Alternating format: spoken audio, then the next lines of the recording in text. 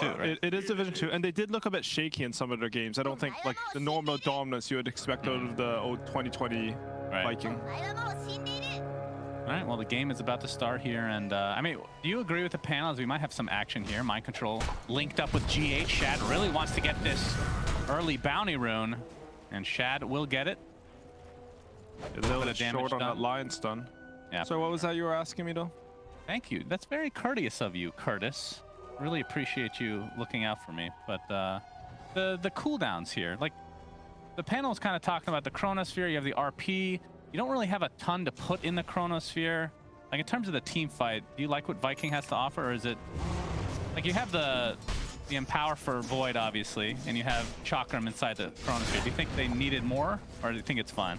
I don't really think you need that much chrono damage to play with Faceless Void, just in general. I think they should have enough. They do have Finger as well, coincides well with the cooldown. I don't think... If Timbersaw has a good lane, then the cooldowns don't matter. But if Timbersaw manages to get pressured, we saw the major a couple times where, like, I think Almay on Faceless... Oh my god, Kezu, all right. Beast. We see you. Nice Timber Chain. ILTW gets dropped. I won't, but... I want to tip Kezu there because that was a pretty sick play from him. Yeah, if observers could tip, that would be... I think that could be a thing that the Battle Pass maybe unlocks, right? Look at this. Nice stun from Armis, and they set this up. I mean, you always have to be careful. Perfect. He had stick, but he wasn't expecting that pure damage coming out of Kezu. Yeah. It's a very underrated nuke. 60 mana for 100 damage. He just spammed that level 1. Got a kill on the Morphling. Yeah, that's not something you see every day, though. More importantly than even just a kill, which, I mean, it is important. They get lane control now because as Morphling was dead, he couldn't control the lane at all. Now they have it in front of the tower, and they're going to be able to pressure. This 5 Brewmaster is very greedy. It's not a strong laner at all. If Timbersaw has a good lane, then when your cooldowns are down, he can sort of push lanes and pressure anywhere on the map. And he can like bring all the attention to him. So even though you have this Chronosphere RP cooldown, he can make up for that time.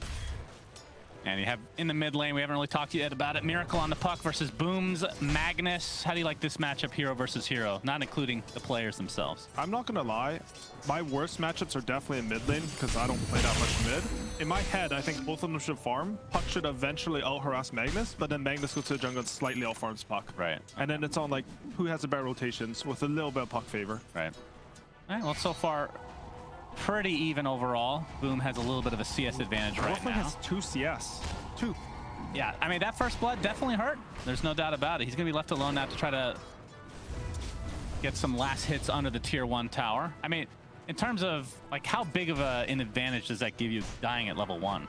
And Morphling's the type of hero that he's really weak to level 1 and 2. When he gets level 3, he gets significantly stronger. When he gets level 5, he becomes a beast in lane. So anything you can do to sort of mess with the equilibrium, because he is a 280 MS hero, is very high value. Well, GH getting harassed here a bit by Celery. I believe he picked up a Ring of Health from the secret shop, so... I wonder if they watched Miracle's Puck at the Animator, because he never takes phase shift. Every game I saw him, he went 4-4-0. So he is quite gankable. If he wastes Orb to get a CS, they come behind him with some Lion, secure him to tower, he can definitely die. And the reason I'm talking about this is because Timbersaw, it looks like his start is good enough that they're going to be to leave him pretty early. Okay, yeah, that could have a pretty big impact on the game, right? I mean, right now, in terms of the top lane, Mind Control is just doing the axe things. Just cutting this wave to some degree. He's going to get harassed here. Curse of Avernus is there, but Sully just doesn't really have any damage to deal at this stage. I mean, Mind Control already has that Ring of Health, like we talked, that was passed over by GH. You can see GH, he's even dewarding his Ancient Camp right now because he understands he's going to be freed up. Really cool, like, Sentry from Viking. I don't think they expected this one on Nigma. They do get it. Armis getting chased by Kuro. So you're saying the position, I mean, obviously this is true, but the position 5 Brewmaster pretty greedy, but how does it fit in once you get past the laning stage? I mean, basically, your idea with this hero is you're suffering a bit in the lane, but you're supposed to give great team fight. They're going on Salad here, some nice blocks from GH. Yeah, that's going to be a kill, no doubt about it. No, Boom is here with the shockwave potential. Skewers GH back into the tier 1 tower, but there's the tether to get to safety again. So Celery does live through that engagement overall. And now back to farming we go. So back about the Brewmaster, you're basically betting that what you're losing in laning will be made up for in other aspects of the hero. Sometimes it's damage, sometimes it's team fight. For Brewmaster, it's like mostly control and team fight. I'm not sure, I haven't seen much of it, but the matchups he has is good. Like, you can just lift the Timbersaw into fights and ignore him, lift the core, then you're trading your 5 position for a core, and you feel really good in these fights. Boom trying to get aggressive here in the mid lane again, but Miracle with the illusory orb, the aphotic shield celery. Boom staying alive for now. One more right click will do, but he's pretty fast. No skewer for another 11 seconds, but he's created a lot of distance here, trying to deny himself to Roche before the illusory orb comes, and he'll be successful. He denies on 20 that seconds. Yep, that is true. He doesn't get the TP score though. That's always a moral, what they call, like. Oh, when you die to neutrals, you don't get a TP. Yeah, oh, because usually if I feed, I just go, guys, I just want a TP scroll. He can't do that. Very disadvantageous. Yeah, that's unfortunate. All right, well, Kezu in the meantime in his bot lane, 23 and 7 in terms of CS. So he's doing fairly well. I mean, at some point, like level 5, I assume, he just starts. I mean, how do you like to see the Timbersaws play? Diving the tier 1 tower, trying to create as much space as possible, or? I think this game, it's a little hard to pressure Morphling, usually. I'm not too sure like how much this First Blood will change that dynamic. If you can pressure the enemy carry, then that's always going to be your first option. But if you can't, then skipping the waves or cutting it and like wrapping on mid is also a good option. Or just honestly, just focusing on your own game. You can see he has a hood queued up. Once he has that, you should feel pretty immortal this game. Maybe Morphling has a timing. The level 6, you steal that Whirling Death. I've actually seen Timbersaws versus Morphling. Sometimes they skip their first spell. They go like 0, 2, 3s, just so that when Morphling gets 6, he can't have that timing on you because you don't see the skills, so you morph right at him. I see. Oh, bottom lane, they're going to lock down ILTW again. He's attempting to get out with that attribute shift. Looks like he's okay for now, but they might turn this around to Kuroki instead. There's 3 members of Viking right now, but here comes Miracle in his first TP rotation. Shows himself now, has the coil available. Looks like he's going to use it. It's only going to be on 1, and it's just the support Abbott on level 2. Looks to be fine for now. He's going to get the aphotic shield off. Now they might try to turn this around on Miracle. Aramis. That's plenty of mana to work with. Miracle might get silenced if he's not careful. There's the silence coming in. It's going to prevent the illusory orb. Gets hexed on top of that. And a huge kill for Viking in this bot lane. That is really rough for Puck. Puck's the type of hero where you need your first rotations, especially your TP rotation. Oh, they're still going. Yeah. ILTW is hanging on by a thread here. I mean, he does have the Morbid Mask.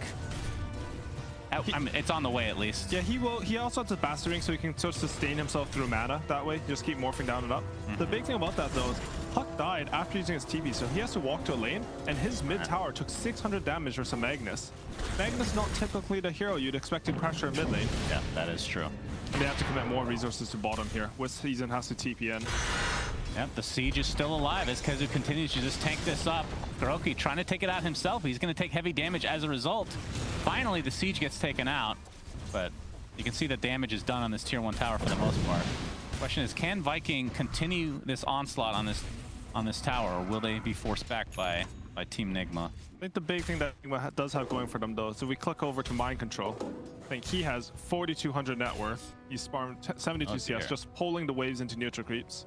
Right now, Nigma, they still need to stave off the onslaught from Viking. This Timbersaw is very high pressure early. They're even backing up with both supports. Not much they can do about it. Yeah, Kuro trying to create some sort of presence here. Do you think they just give this up then? Yeah. I think they have to. They can sort of try to hold their jungle, make sure that Viking need to bring more resources in order to pierce that area of the map, but you can't contest this Timbersaw right now. He is too fat. Yep, he's a big boy. But speaking of big boys, like he said, Mind Control has the Vanguard, has 1,400 gold, so Blink Dagger not too far away.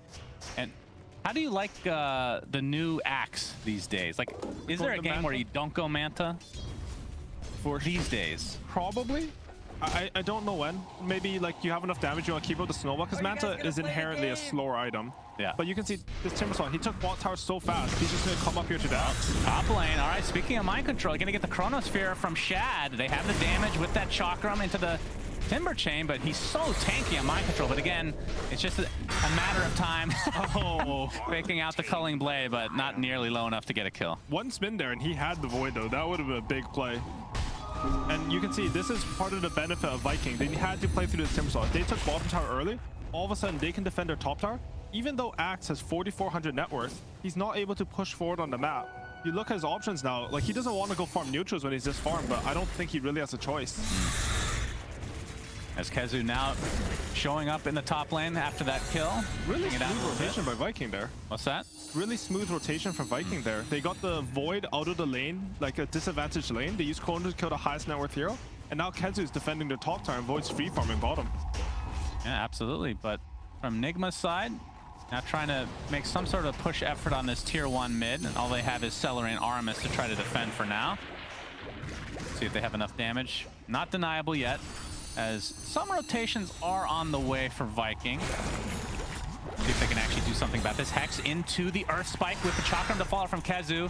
Won't have enough damage to actually get the kill here, but they will force off Miracle for now. Looking for that regen, but Celery has been really good at taking these bounties and power runes so far this game. So Viking with a 1k net worth advantage so far, as ILTW now showing up in the top lane. You can see Nigma's plan here. They just want to move the timbers all around. They moved in top. He had to defend the tower or kill the axe, and then they immediately start hitting the mid tower, so he has to walk all the way over. Now he has no TP scroll, and ILTW is manning up on that top tower. They're setting up for it. Oh, boom. First RP of the game into the finger. My goodness. That is a deletion of ILTW, and that is the Blink Dagger reveal for Mr. Boom. But at the same time, maybe a little bit too long. Miracle's here with the coil into Orb, and that ends up being an easy trade. And they have a wagon up here. I think with the Magnus dead, this might be a tower. They might have noticed that TP got cancelled from Viking side as well. So that was a finger you're waiting for all of the Gambit series, huh? I forgot what it looked like, I'm not gonna lie. Yeah, it's a very cool It looks move. like it still works in Dota, so that's good to see. But yeah, they do get that tier 1 tower here. And Blink Dagger was picked up by Mind Control. I mean, we've seen a lot of position 1 axes, obviously, where they don't go Blink for a while, right? Where they just go straight for the Manta into Shard. For offlane, Blink is pretty typical still, but you still end up going Shard, Manta at some point in the game, usually, right? I think typically you do. He even has that chip vest, which helps him farm a lot faster. I think it's sort of your responsibility as an offlaner. If you're having a good game, you have to get an item that can change the status quo of the game. Blink Dagger is usually that item. I think we'll see. I mean, Nigma should smoke here, in my opinion. They have coil on 17, so maybe they'll wait for that. But they have that Brewmaster ulti. They have the Blink Dagger. They should try to get mid tower and force a big team fight here. And meanwhile, Shad was taking out some stacks in the triangle for Viking. He has, I mean, he had Empower, he has Maelstrom right now, and I mean, anytime you're at this state of the game, is we're going to see initiation from Mind Control. So Blink Dagger has been revealed, and it was, I mean, it was just on Celery, so no surprise factor coming out for Nigma now. But, He did show it on the ward, but that felt like a very lazy blink, right? Like normally if you get blink, you think, I have a timing, I'm stronger than them, we can force something. I don't know if the info is just that they don't want to take a fight with it, but in my head it doesn't feel right. Like they have no RP, they have no finger. You should want to do something with the timing. yeah, and then from perspective of Viking, Shad is top net worth as a faceless void. That's I pretty feel like, I mean, maybe I watch too much NA Dota, Curtis, but I feel like faceless void is this hero that does not get off to a good start a lot of the time. The fact that he is on top right now is a good sign for Viking. Ball's coming out just to give some time to talk. They really like us. Yeah, that's right. Of course, I've been watching a lot of Envy, so maybe I'm a little biased on the Faceless Void I think games. Faceless Void, I mean, he's a strong laner, so he should have an okay start, but when he goes to the jungle, he just hits creeps one by one very slowly. Yeah. Doesn't have any skills that really help him farm. This game, there's an Empower, right? So as soon as you get those stacks, suddenly a weak, like Void, his skill set's really strong. I think his first 2 skills, Time Walk and Time Dilation, they could basically be considered ultimates on other heroes. Boom! Boom! Ah, that felt good. That always feels good. You should make a voice pack. Thank you. Just a sound pack. I can make a lot of money off You would that. make a lot of money. No doubt. If Valve would actually accept all the voice lines, I'd make even more. But, you know, that's another story. No, I mean more for like the heroes. Oh, though. for the... like not even like voice lines. You know, I just actually sound submitted effects. my voice for Pit Lord before he was in the game. Like, I sent an email to, literally sent an email to Ice Frog, and I can't do the voice anymore. I actually tried it the other day. It was really bad, but I, you know, submitted some voice lines. I'm like, I would like to do Pit Lord, because he wasn't called Underlord at that point. And they replied with a very nice email saying, we only work with voice actors that are part of like the voice acting union. It's basically a way to say you suck at this. that's We're pretty not reasonable. interested. That's very nice of them. Because Usually they don't respond. if they didn't have that excuse, Yeah. you would have gone to something a lot meaner back. Yeah, that's true. That's true. It's always good to see. But yeah, good start for Viking so far. I mean, at what point does, I mean, we talked about the Blink Dagger on Mind Control. Does, I mean, I feel like they need to maybe get a little bit more active, or you think they're fine right now? I think they need to get active. I feel like usually when you have a Morphling, you have sort of the late game advantage. But if you look at this game, I think Lion and Void specifically are really good versus him. and it's hard to shotgun support Abaddon. So like one of your offensive options as a carry Morphling is lower. Right. I don't feel like Viking should feel they're on a timer, and if the status quo continues, like if they, as long as they just keep using their spells on cooldown, they should feel very comfortable this game. We see Boom in the jungle. Maybe powering they're waiting himself for here. Iomech. That's the only thing I can think of. Like I'm not sure why they don't want to fight. Like the players, they have better information than the casters because I mean they're just better at Dota, but I'm not too sure what their comms are like to make them wait. You have to see a primal split from Kuro on the brew, but it is position 5, so I'm sure once we see this initiation come through, we'll see all these teamfight ults. He is level 8, and he is just sort of sitting in front of his mid tower, making sure Viking can't go there. Perhaps they just believe in IOTW to carry this game. It's not a bad bet, to be honest. Just a bit worried. Like I feel like it's very easy to mess up on Morphling this game. Now, how do you feel about Morphling versus Void, and like in a late game matchup? I think it's Void favored. I think Morphling generally doesn't like melee heroes that bash him. Traditionally, it's like Slark, Morphling, Troll, Void. They used to all counter Morphling. Celery showing himself here. Mind Control is going to finally get off that blink call. Borrow time has already popped. Just going to get run down here, though, in all likelihood. Although there is Aramis coming. I guess the Earth Spike up only connecting on one. They might turn around on him instead. But Celery showing how this position 5... Okay, he's finally going to get called again and chopped down here. That's the most satisfying spell in the entire game. It is very satisfying. I really like Mana Void, actually. Feels good to hit a good Mana Void. Except you have to play Anti-Mage to be able to get that. I don't like Anti-Mage. So Lion's actually only 100 gold for his 50 gold for his Blink Dagger now. Really? He's very farmed. Aramis, that's crazy. I think Celery actually didn't know that Abaddon ulti could not remove the axe call because he instantly popped it there at the secret shop. Even if you use it, you're still called. Yeah. All right, Kezu taking some pressure here, but Mind Control gets off the call onto 2 heroes, but has to back up now. He's gonna just get, he's gonna get skewered back into the tier 1. They might have to leave him here. The Chakram, the Whirling Death, all this damage from Viking, able to blow up the pretty tanky Mind Control. They do use the solo chrono on Io. Io still has mech up and is over half HP, so that was a little bit optimistic. But they do get the bigger kill. I think sometimes in those types of team fights where they get really staggered, your comms can get really chaotic. Like maybe Void thought he had a finger there just to finish off the eye or something, but they're focused on the axe. Right. Yeah, Kezu pressuring the tier 1, trying to keep this siege alive again, and doing a really good job this game. Of course, that is Timbersaw's MO, generally speaking. Are they getting 2 mechs? Am I crazy? Who's getting second? Kuro. Oh, did they? Yeah, Io has a mech and Kuro early it up. queuing one up right now. We're gonna see the primal split. Coil only onto 1 right now. They're actually gonna pop it right off the bat. They're gonna be able to kill the Storm Panda. There's the RP though, only onto 1 hero. The Chakram to follow. They don't have enough damage to take out TW right now. So it's a 5v4 in favor of Team Nigma. TW continue to try to right-click Boom. I mean, he has turned into Faceless Void himself, so he gets off the Time Walk. Has a ton of HP manipulation now. Gets pressured here again by Kezu. There's a Berserker's call. Can they actually blow him up in time? It's going to be close. Time up coming off cooldown. There we go. Shad will live, but the tier 1 falls. Really clutch play from Kuro there. They coiled the Lion, and Viking was telling him to break the coil so they could shield him. But as soon as he broke coil, he actually threw up the Abaddon in the air. And then, I mean, Abaddon ulti to take off the Panda Whirlwind thing, but it's just enough time to finish off that line, which really clutched them to fight. Yeah, Kuro trying to get these stacks taken from Shad. Gets the Thunderclap off. Ooh, he got those as well. Now he's going to get pressured, though, but there's the counter initiation from Mind Control onto 2. Product Shield applied to Shad now, but they're just going to turn this around. Looks like Kuroki is the first to fall in this engagement. It'll be a 1-for-1 to start. Now we have the relocate coming for GH, so Miracle will be out of here. Mind Control, able to blink out in time. He is going for that Manta style. I think he's identified that they need more carries this game than just the Morphling. If Morphling has to solo carry this game, he's going to get Hex, he's going to get Chrono, RP, everything's going to go on him.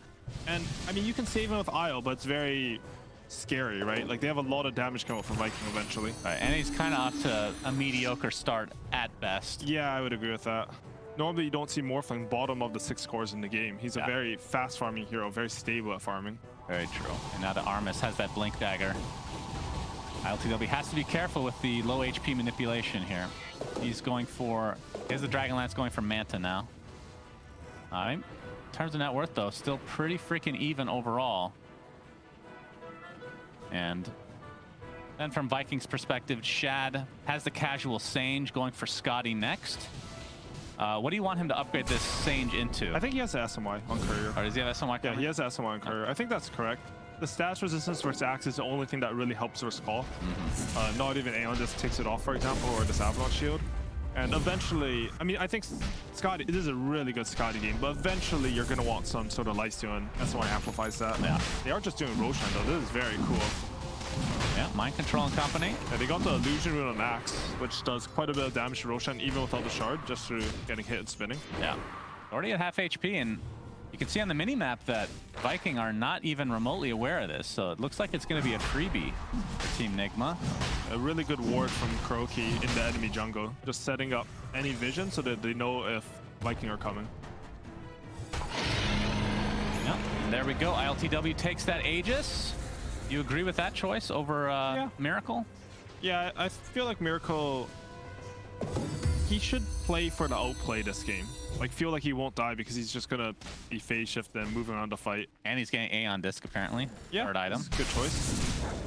I was talking to Lacoste about this. How do you think that that item is going to get nerfed? What would you do? I think it just needs a cost increase. He said Maybe the vulnerability a bit shorter. Honestly, that item, I think it's gone a bit overrated. Like in EG's last series with LGD, when they had it on Fear and Storm, like it was just straight bad. They should have had BKBs. So like it is a strong item, but you can't over-index on it. It doesn't do any damage. Right. We have a smoke here from Team Nigma onto 4 heroes. We can see that it's mostly for warding purposes, as they're not really going to find anybody, at least not yet. And as we can see, the mech. So yeah, Kuro, oh, we're going to have the initiation. Mind Control jumps in. Kuro is there. Shad is just going to pop his ult and TP out, but the coil will stop him in his place. So they're going to expend that for the support kill. And a chop down as well from Mind Control. I feel like Celery's pretty happy with that. The coil is the only thing that will really kill this Void. I mean, maybe like if they perfectly time all their souls with all their heroes there. But I don't think Call Silence is generally going to be enough. So he buys his carry like 80 seconds of free farm. Right. So it looks like Team Nigma did have a conversation about the double mech, Curtis. That's good. So Kuro will, he has a Force Staff now instead. So that's good to see.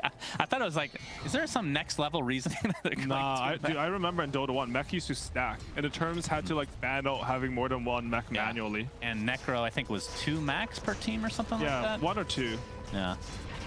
A lot of restrictions. Pudge wasn't allowed to get a Blink Dagger, Vengeful Spirit as well.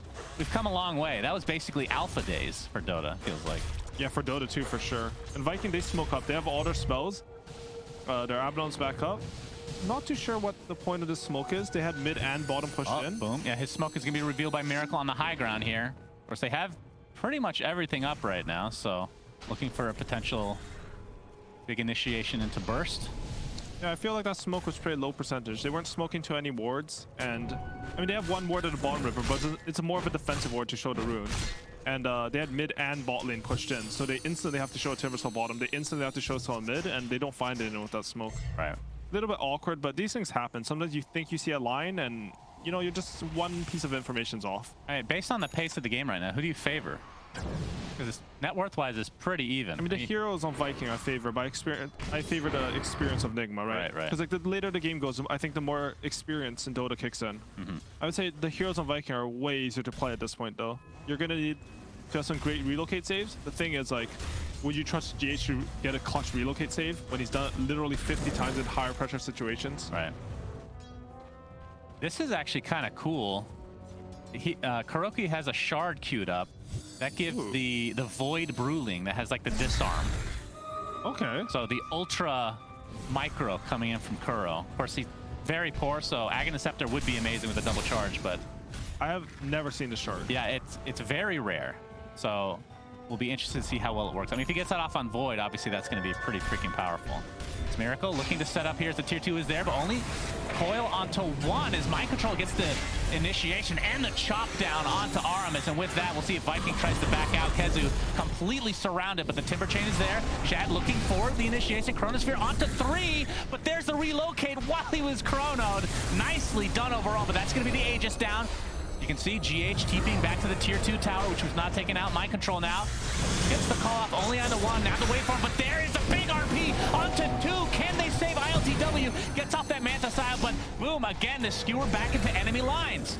Celery finally gets the borrow time off as ILTW continue to get right click, but do they have the damage is the question. Shad needs to look for this potential kill. The Timber Chain is there. Now the waveform into TP. He needs the bash, but he's not going to get it. But in the end, Vikings still get 3 kills. Very nicely done from them. That's amazing taking team fight. Even though Lion gets taken out, right before he dies, he drops his high ground ward. It gives him vision of all of Nigma's heroes. It gives him freedom to play the fight. I think a little bit over-aggressive by Shad. I think he maybe could have helped his backline with that morphling a bit, but they end up executing really well and winning that fight. Yeah, I feel like they were very patient with their spells as well. I did not know you could relocate during Chronosphere. Well, yeah, he relocated, tethered, and then got stunned, and then he still went out. No, I thought it stopped it. It definitely used to stop it, or I swear it did. I could be wrong. I don't play much IO. But maybe they mechanics have changed like 1,000 times over. People that have been in the scene for a long time. Our brains don't like work. You and me, it's just you have to guess at a certain point. Yeah. Also, the tooltips don't say, so because we don't deserve it. We're scummy Dota players. The tooltips can be a bit frustrating at times, I won't lie. But oh, we see a shard on GH. So the tether stunning, the old that's interesting. Imba tether is back. You get to break it though, right? Oh no, it's just when they touch it. Sorry, I'm completely wrong here. This is something you don't see very often. This shard is underrated. It has to be underrated. Like 10% extra move speed just to move around the map on IO has to be good. Yeah. And you can double stun people, right? Because it's just when they touch it, so you just cancel and redo it. So it could be a 3.5 second stun. They lack some lockdown for the void. I was saying they need a coil. Maybe they don't know. Oh, Celery popping this smoke. He's going to be the one they initiate on again, and I feel like this is exactly what he wants. Gets off the borrowed time, keeping out, but there's the coil. I feel like this. Are we watching a replay right? He's just doing his job. I've done this before, well. Curtis, at the major. I cast a replay, just double checking that this was. it was real life. All right, real life. Thank God. A lot of fantasy. All right, thank Gaben. Yeah, it feels like Viking are. Like, I have to say, Celery's playing really well this game. I think so too. I think he's been very on point with his positioning. He's like he's dancing that line, you know. It's support Abaddon. You can't play too far forward because then they just pop your ulti for free. But you need to make them think they can go on you, and you need to block all the smokes, and he's done that very well. All right, well, Mind Control is 100 away from finishing the shard for himself. Oh, that's a big courier snipe. They snipe Kazu's Shivas. Oh, that was the Mystic Staff, yeah. So 3 minutes with no Shivas. No Shivas versus IO and Morphling. So they do have a bit of a timing here. They're down 3k, but that effectively makes them 4k stronger. I'm going to give the plate a little bit of value. Okay, fair enough, fair enough. Yeah, Mind Control, once that shard comes, he's going to feel he just buys it now. So the aggro counter helix, as it were, is now online. Well, on the way at least. All 3 cores from Viking are above Nigma's, but I think with the Shivas down and with this Manta pickup, they do have damage to win these fights. They can definitely clutch it out. They have a silence to like stop the Abaddon from saving from you know, this double IO spell, tether spell. Boom and company are smoked up right now, looking for an initiation. They'll find Mind Control, and he is totally surrounded and bursted down. Another charge on that Finger of Death. Viking again, showing the initiative here. And then that good ward setup, the Nigma D wards barely missed it. And see this smoke, they smoke to their ward. It feels a lot better. If you just smoke into an aggressive area, you need any advantage you can get. Last time it felt a bit like they didn't have a purpose. This one, easy ward, easy kill on the axe, and now, you know, Nigma, they don't have the massive timing anymore. Yeah, of course, Nigma were in the wild cards for the major and played extremely well throughout the tournament. As we're going to see, RP is going to connect. It's going to be onto 3, but the Aeondis does pop for Miracle, which provides him the hard dispel, but GH gets completely blown up. It will be a trade for the Lion, but it looks like everybody else for Nigma will be able to retreat in time. That was some sick timing coming up from Boom. It results in a 1-to-1, but only because Miracle's Aeondis barely procced before Lion got off that Impale. Right. That would have been a 3-man Impale, and very likely IO and the Morphling dying there. So that's a pretty big cooldown overall, as we can see the RP fake there from Boom, but there's the Aeon Disc being procced. And yeah, that... See why Miracle picked it up so early, and so many players picking that item up early. Miracle is just being such a nuisance on the map. Even when his Aeon Disc is down, he's just cutting waves beside the Viking base. And we saw Who was that at the major that was really good? It was Toronto Tokyo was going ham. Yeah, he went travels on puck and split push every wave, every game. Yeah, he was doing pretty a really good them. job. As Kuro is 50 gold away from the Shard AUI. I am too. The little purple. I've actually never seen this thing really used. Yeah. I've seen it once, I think. Does it do damage or is it just a slow and disarm? The tooltip says no damage. Well, what do you mean? Oh, the actual spell itself? Yeah. Yeah, I don't think it does damage, but I could be wrong. It I is a feel tooltip, so. Yeah, we don't deserve to know what our spells do. You have to buy it to find out. That's the way it happens. Oh, Shad, the Chronosphere onto one. It's going to be GH taking a tumble. Perhaps looking for ILTW as well, but it was just outside of range. So they have to be happy with that. 40 seconds, no GH. If IO didn't have the shard, he would have caught Morphling in that. Because he barely walked out. You get the 10% move speed. Like they saw him clipped on the ward, right? So like in your head, you're trying to calculate where they'll be. And he's just off because of the extra move speed. Right, well, they're going to use this opportunity to try to go for Roach. Of course, it's just an IO. They're going to scan. Does Team Nigma, so they know this is the second Roach, of course. They have the ward shard available. And IO has no buyback. That is true. 10 seconds. Shiva's finally delivering to Kezu. My God, ILTW has to be careful. They're going to turn this around with a finger of death. They take out Kuroki. Oh, inside the pit, though, the snatch from Shat. So Team Nigma get the actual Roche kill. Okay, well, that's some XP, some gold.